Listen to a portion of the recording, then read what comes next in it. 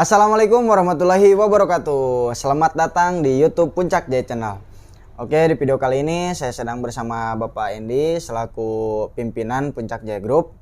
Nah, di video kali ini kita akan ngobrol-ngobrol santai aja bersama Bapak Endi, yaitu mengenai tentang Bajaringan nih Pak. Ya. Gimana Pak kabarnya? Baik Pak.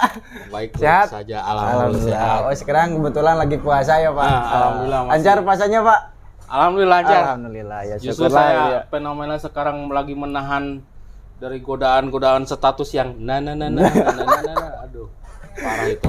Banyak setan yang bergelujur manusia sekarang ya. Itu Padahal udah iya. dibelenggu setannya itu ya. Ya udahlah, ke inti masalahnya apa gimana nih saya tiba-tiba di telepon ke sini gimana ada apa nih? Sebelumnya marhaban ya Ramadan ya dari Puncak Jaya Group.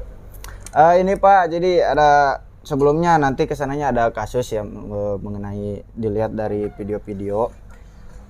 Nah dari situ saya penasaran nih Pak. Sebelumnya kan sekarang itu kebanyakan orang-orang sudah berganti ke Bajaringan, mulai dari atap, pagar apalah gitu ya, bahkan sampai furnitur rumah tangga. Alat-alat. Sampai sekarang gitu itu dari Bajaringan Pak. Itu gimana sih awal mulanya Bajaringan kok bisa gitu Pak? Gitu ya. Ya emang ya seperti yang telah kita ketahui mungkin ya. Awalnya itu Bajaringan itu saya juga tidak tahu persis tahun berapa itu mulai, cuma yang saya tahu gitu ya, dengar di iklan dulu itu Bajaringan itu sebenarnya itu untuk pengganti kayu, konstruksi kayu atap.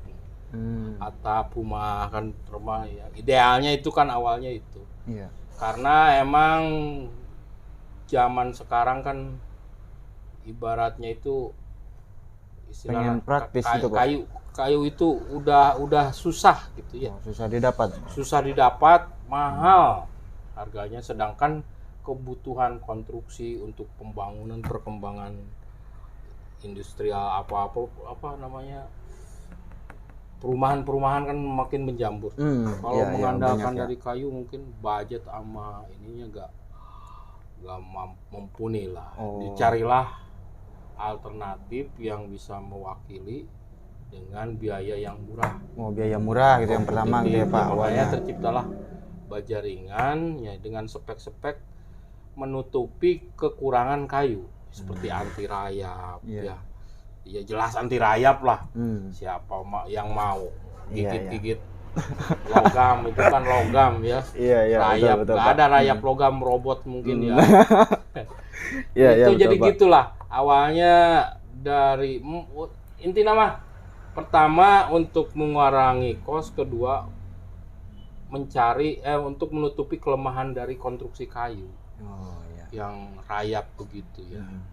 Itu Bajaringan itu dibikin, dia dilapisi dari seng gitu ya, seng yang dilapisi oleh aluminium atau bisa disebut jingkalung, itu bahannya seperti itu. Jadi ada pelapisnya untuk membuat supaya dia tidak mudah berkarat. Ya siap Pak. Terus kelebihan dan kekurangan mengenai Bajaringan itu apa aja Pak? Untuk kelebihannya ya tadi yang saya sebutkan, anti rayap ya. Anti rayap terus dibandingkan dengan logam yang lain, Bajaringan itu ini bukan anti karat ya, lebih tahan terhadap karat ya. Kemungkinan tahulah berapa tahun atau pasti aja ada pengikisan itu kan sifatnya itu dia coating, melapisi.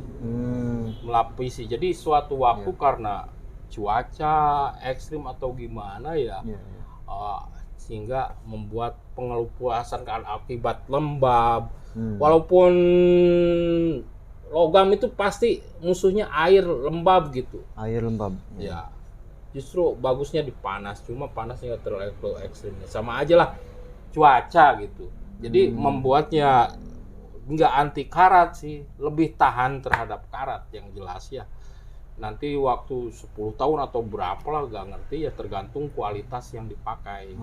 Karena emang di sekarang ya, karena Mungkin semua konsumen itu mengeluhkan sekarang harga-harga baja ringan atau harga-harga produk dari logam itu melambung tinggi.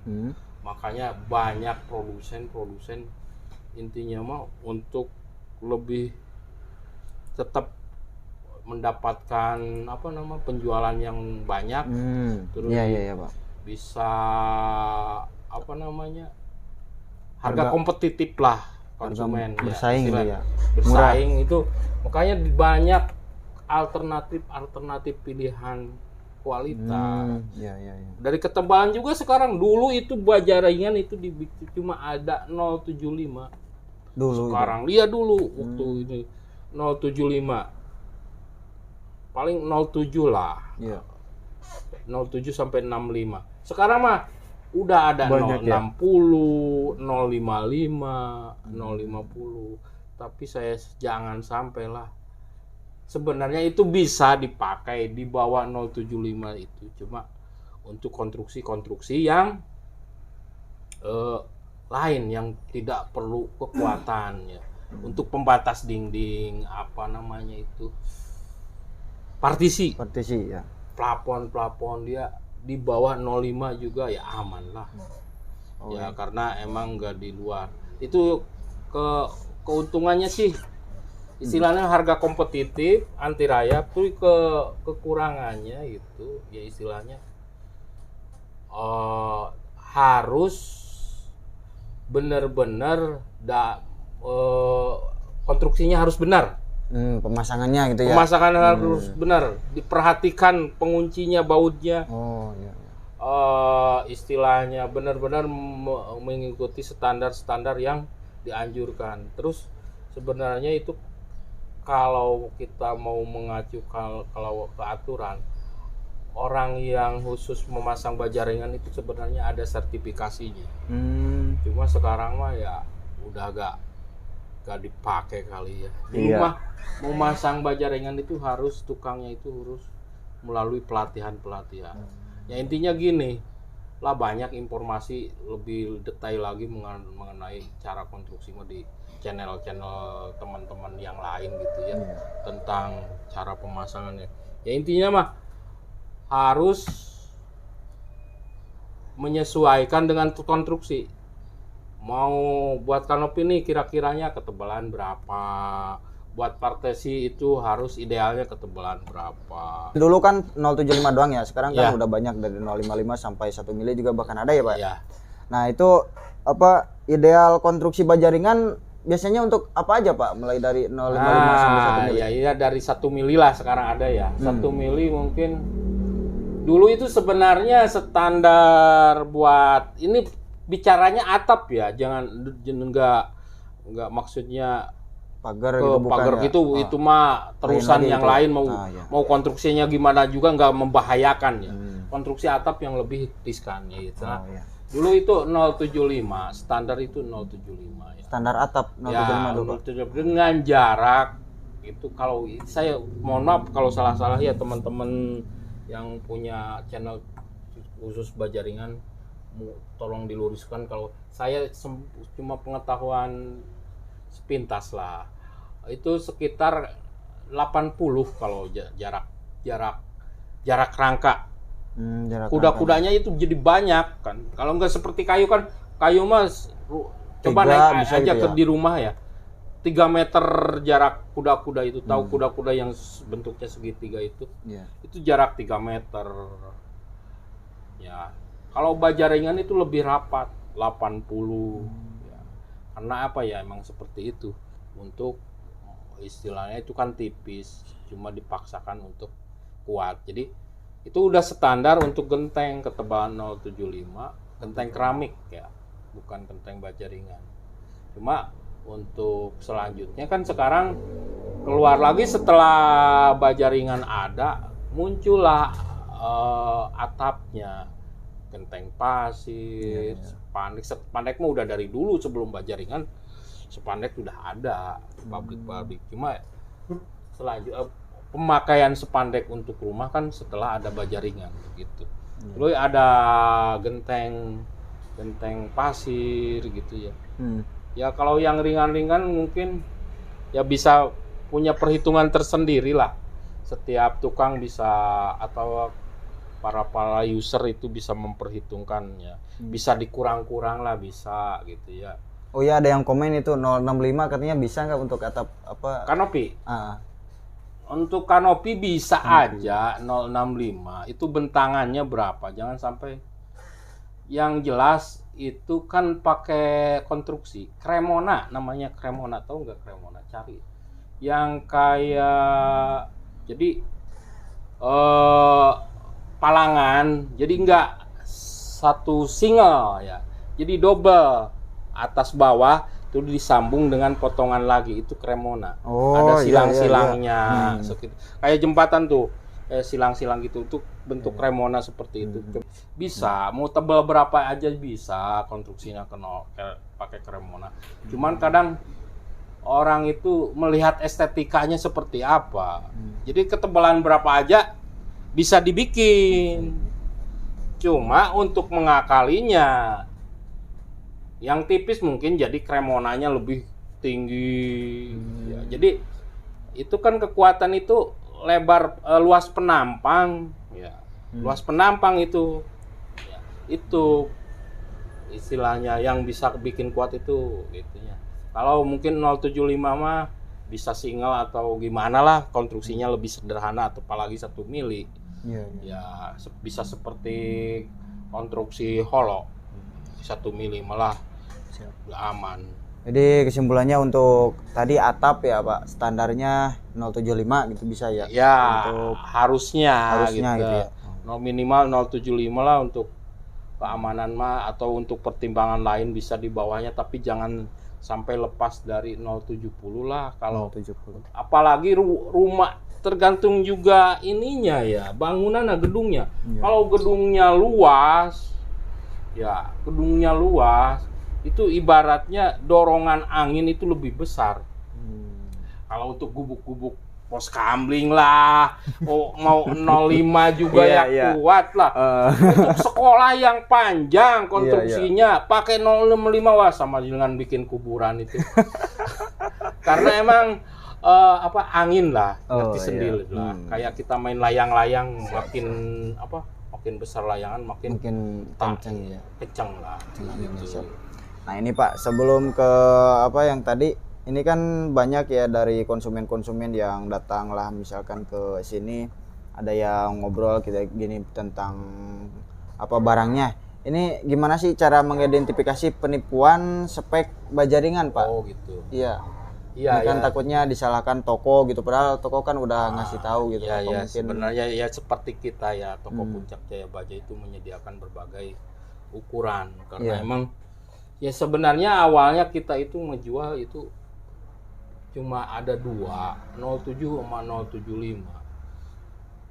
Karena pasar sebenarnya. Kalau kita gak ikut menjual seperti itu, kita gak bakalan laku dong, ditinggalin sama konsumen. Cuma kadang saya selalu memberi pandangan kepada konsumen. Suka nanya dulu, kepo lah. Bapak ini Bapak buat apa ya? Kasihan gitu. Kita jual itu lah pakai hati nurani juga. Ya walau roboh kita gak tanggung jawab, cuma kadang kita punya perasaan lah sebagai manusia ya. Iya betul Pak. Kenapa kita nggak mengingatkan ya? Itu manusia harus saling mengingatkan. Seperti itu saya ke konsumen. Bapak nyari 055 itu untuk apa gitu? Oh untuk itu, kalau untuk itu aman, untuk partisi aman. Kalau untuk rumah, Bapak rumahnya luasnya berapa? Pakai genteng apa atapnya? Saya terus suka nanya itu. Saya sarankan ini idealnya lah kalau ini pakai 075, kalau ada budgetnya minimal ya 070 Bapak. Tapi ingat konstruksinya ya harus seperti ini rapat. Seperti itu. Jadi cara untuk kalian semua yang ingin itu cara tadi menghindari belum, penipuan, yang pertama pengetahuannya mungkin ya itu tanya sebenarnya kalau untuk ketebalan mungkin yang sering menipukan ya. Karena emang di tulisan baja ringan itu C.75 kali 0, titik ya? 0.75. Nah, kalau yang ada markingan seperti itu atau merek tulisan Tulisan itu dia. hanya untuk 0,75. Tapi yang lainnya di bawah ketebalan itu cuma C.75 Iya, kali 6 meter. Iya, iya, iya. Itu merek produk. Nah, kebanyakan orang awam gitu ya. Itu C-nya itu kayak 0 kehapus. Oh iya 0,75. Padahal produknya itu namanya kanal kan. C, ya. Bajaringan itu nama aslinya itu kanal ya.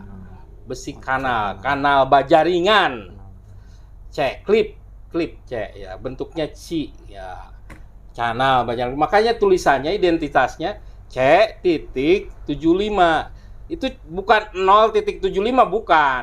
Nanti di belakangnya yang asli itu C.75 kali Iya, iya. 0.75 kali 6 meter. Iya. Nah, untuk ketebalan di bawah itu yang di SNI itu yang saya dengar ya, saya nggak terlalu memperdalam itu, cuma melihat, baca atau dengar dari produsen gitu, kalau di bawah 0,75 itu nggak dicantumkan ketebalannya.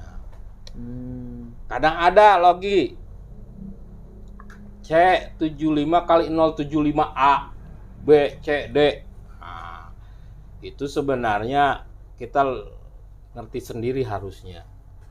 A, B, C, D itu tingkatan. Berarti kan dari ketebalan itu ada tinggal 0,75A berarti yang aslinya berarti mungkin ya. Iya. Yang B berarti biasanya 0,5 sih turunnya. 0,75 B berarti 0,7. 0,75C mungkin ini beda-beda lah. Beda produk gitu. Ini memang pengalaman yang saya ketahui, yang wawasan yang saya tahu gitu, seperti itu ya. Jadi intinya mah penipuan itu ya bisa dilihat dari markingannya. Terus tanyakan ketebalannya, beratnya ya. 0,75 itu di kisaran dari 4,9 sampai 5 kilo ya. Iya, iya. Segitu Atau kalau ditimbang punya bisa sigmat ditimbang ya. Ini mah patokannya ke 0,75 aja biar Bapak nggak tertipu. Itu range-nya 4,8 atau 4,9 ya. Sampai 5 kiloan lah satu batangnya itu. Di bawahnya cari-cari info lah. Mungkin nanti di channel coba disertakan ya ketebalan kiloannya, bisa diinfokan. Iya, Pak. Ini terakhir ya yang tadi saya bicarakan, kasus melihat berita zaman sekarang itu kan kemarin lah, agak lama sih beritanya. Itu ada kasus atap roboh itu, Pak. Jadi kenapa kok atap itu bisa roboh gitu, Pak? Itu kejadiannya atau tanggapannya seperti apa gitu, Pak? Ya seperti itulah. Mungkin udah bisa jawab nggak mikirnya? Ya. Kalau secara awam itu bisa kejawab apa? Kesalahannya apa? Bisa? Dari mungkin ya sepengetahuan saya mungkin dari segi itu pemasangannya mungkin ya. Apa? Bisa. Pemasangannya, tulis spek ketebalannya, saya bilang tadi dari awal. 0,75 untuk bangunan yang luas ya, karena emang tekanan angin yang besar gitu ya. Itu perlu benar-benar penopang yang kuat. Ya, ininya seperti itu. Terus itu yang kejadian kayak rumah sakit, sekolah. Ada yang ambruk itu, Pak. Ya, ambruk karena emang tidak ada istilahnya, kalau ruangannya ruangan luas ya. Enggak seperti rumah ada sekat-sekat. Itu sebenarnya sekat-sekat dinding-dinding, tiang-tiang dinding itu membantu kekuatan baja ringan. Kayak sekolah kan tahu sendiri ruang kelas seperti apa. Nggak ada tiang tengah. Nggak ada, ya. Rumah sakit juga nggak ada. Los. Makanya seperti itu butuh, menurut saya mah itu harusnya antara untuk rumah sakit, sekolah ada konstruksi beton ya. Konstruksi beton yang melintang. Kalau ini mah kolom praktik, kolomnya ya kolom-kolom beton. Harus dibantu dengan kolom-kolom beton sebenarnya biar aman. Jadi nanti baja ringan dia nempel di atas kolom. Oh iya, yang ada biasa gitu ya. Melintang melintang. Kalau ini contohnya ruangan ini, sisi dinding ini ke sisi dinding ini ada kolom gini. Oh iya iya. Ya sering-sering saya lihat ya, Pak, di sekolah. Terus kalau apalagi luas itu kadang ruang kelas itu lebih dari 6 meter ya. Sedangkan baja ringannya juga panjangnya maksimal 6 meter. 6 meter. Jadi kemungkinan ada kesalahan di konstruksi sambungan ya. Iya, Jangan dulu dari ketebalan ya, dari konstruksi juga bisa ya. Dari sambungan konstruksinya. Terus ketebalan bisa. Jarak, saya bilang tadi jarak kuda-kuda. Kuda-kuda, iya. Pengaruh. Gak ngerti itu. Bisa dijelasin sama teman-teman konstruksi ya. Yang saya tahu itu bisa dari yang jelas, yang lebih ini nama cara pemasangan yang kurang benar gitu. Dengan penggunaan spek-spek ketebalan yang mungkin namanya proyek bukan suujon, bukan menyangka bisa terjadi seperti itu. Zaman sekarang gitulah, gara-gara apa tiba-tiba apa RAB-nya sekian, kenyataan di lapangan lagi bahan naik bisa terpengaruh, jadi mengurangi. Gak ngerti lah itu, mas saya gak bisa mengejat seperti intinya dari berarti ada kesalahan konstruksi lah. Iya, siap. Antara konstruksi antara pemasangan atau barangnya itu ya, Pak. Barangnya itu ya, siap. Kualitas barang yang jelas gitu. Siap. Mungkin itu saja dari saya. Barangkali ada tambahan lagi, Pak, buat rekan-rekan YouTube tentang seputar baja ringan gitu, Pak. Gitu ya. Ya, untuk informasinya aja kita, apabila rekan-rekan ingin memakai jasa atau memakai bahan baja ringan ya, harus pertama diperhitungkan itu segi keindahannya sebenarnya. Jangan asal ini pakai baja ringan biar murah. Estetiknya seperti apa ya? Iya. Kanopi pakai baja ringan itu bisa nggak ya? Indah nggak kan untuk kenyamanan? Kalau segi dari atap mah kan udah ketahuan, nggak kelihatan ya, ditutup plafon. Orang nggak ngerti itu atapnya dalamnya pakai baja. Kalau kanopi kan udah jelas-jelas. Iya. Transparan ya. Bukan ini. Nah, kira-kira ya kalau kanopinya kira-kira estetik lah pakai baja ringan ya. Jadi barang air, ada toren juga, toren air. Sekarang pakai baja ringan, pernah lihat. Itu buat itunya ya. Bisa. Jadi tapi ya harus ingat diperhatikan itu idealnya kekuatannya kita orang bisa memperkirakan.